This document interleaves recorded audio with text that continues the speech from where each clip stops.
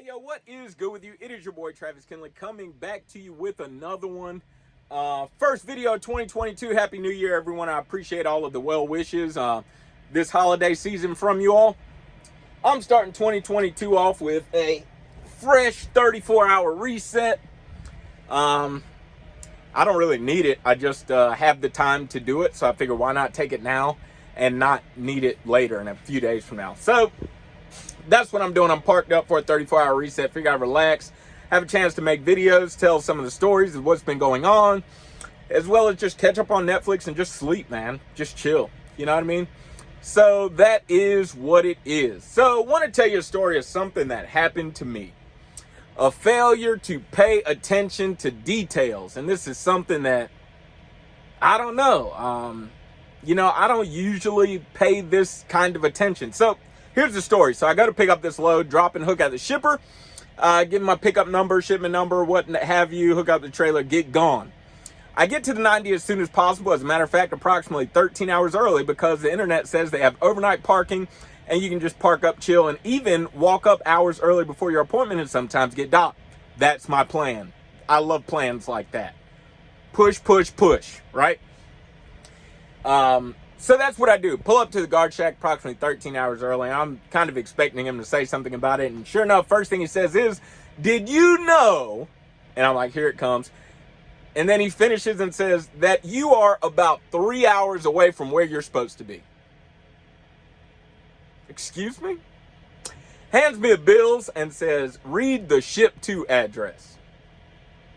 And when he says that, that is when I knew I made a mistake. So, well, take the bills from, read the ship to address. Sure enough, it is an address in New Jersey, not in Maryland, like where I'm sitting. He says, hold on for a second. He looks at the trailer number, looks at the bills, right trailer number, goes to his computer, types in the shipment number, and sure enough, he sees me with an appointment time at 7 a.m. in New Jersey, not in Maryland, approximately 191 miles away. So I say, okay, I can turn around here. Turn around, call the agent. Agent shocked. Agent says, what? Are you serious? She said, what trailer number do you have? What shipment number do you have? Pickup number, PO number. Okay, those are the right numbers. She said, listen, I think you're going to be all right, but let me just hold tight for a second. Let me call you back. I hold tight for about an hour, and she calls with the news that I thought she might have. You need to go to New Jersey. This load needs to go to New Jersey.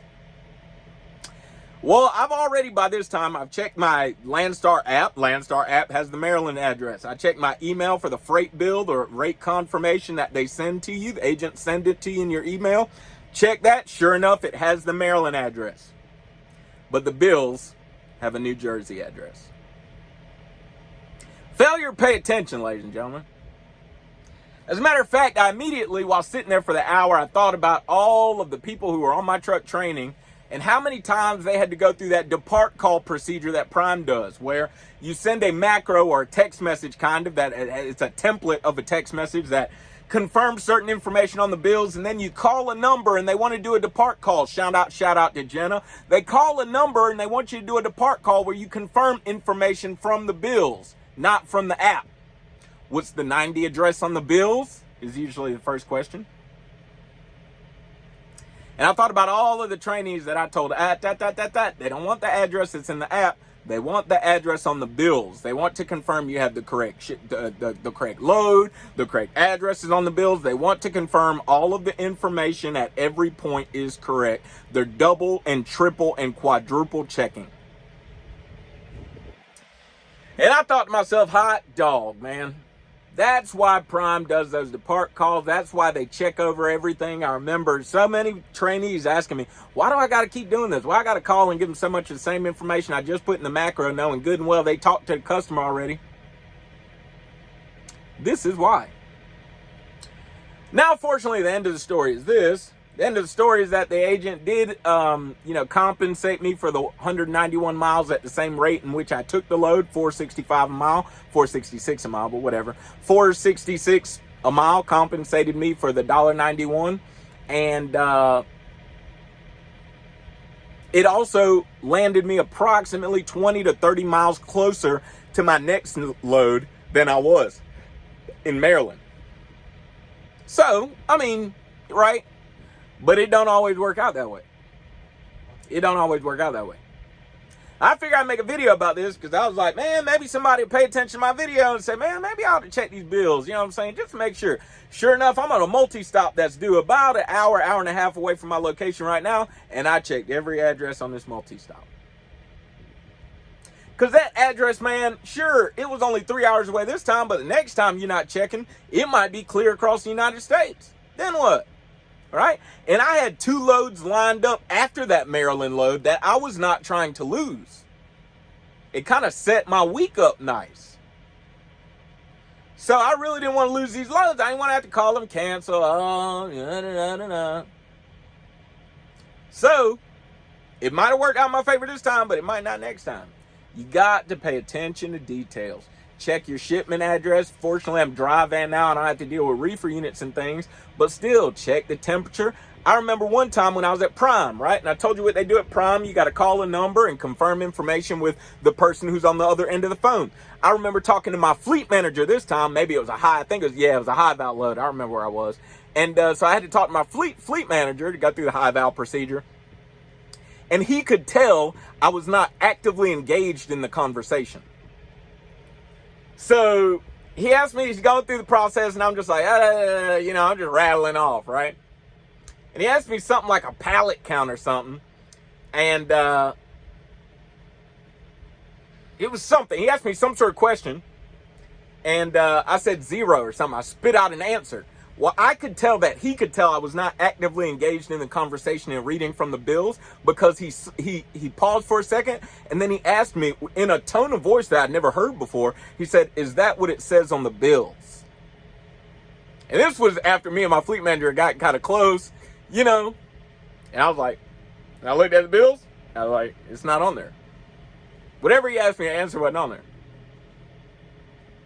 So that's what he asked me a temperature. And I said dry. And then he said, "Is that what it says on the bills?" I said, "There's no temperature on the bills." That's why they ask those questions, man. That's why they ask those questions. Trying to make sure everything's square, dude. Because the last thing you need is for something to go wrong on your load. Take the extra second to check before you leave the shipper, because the last thing you want, man, is something to go wrong on your load. And you got a claim on your hand, or you're in the wrong address, and now it tears apart the rest of your week. So that's what happened to me. Other than that, everything's good, man. Like I said, I'm hauling this load right here over New Year's Day weekend. So it holds me over until Monday. So I pushed hard today. Pushed hard. I call 500 miles now hard. So I pushed hard today. Did my 500 miles with 3 hours and some change left on my clock. Could have did some more and got closer, but I just didn't feel like it. So I'm going to do a 34 here, and then we'll have about an hour and a half to drive on Monday morning. First stop due at 8:30 a.m. So that's not bad, right? So that's what we're doing. Then we're going to pick up another load out of Alabama, head to Jacksonville, Florida. Then I'm hoping to get something out of Jacksonville, but if not, we'll just deadhead up to Georgia. It's not that far. What, 50 miles or something? I don't know. Jacksonville to Georgia is like an hour. I don't know. I got my truck like an hour west of Jacksonville. So I rode the motorcycle there to go check it out and then rode back to the house. And I traveled through Jacksonville to do that. So that's what we got going on. A lot of stories, a lot of stuff has been happening, but overall, man, I'm really enjoying it. I'm growing on my truck, and my truck's growing on me more and more every day.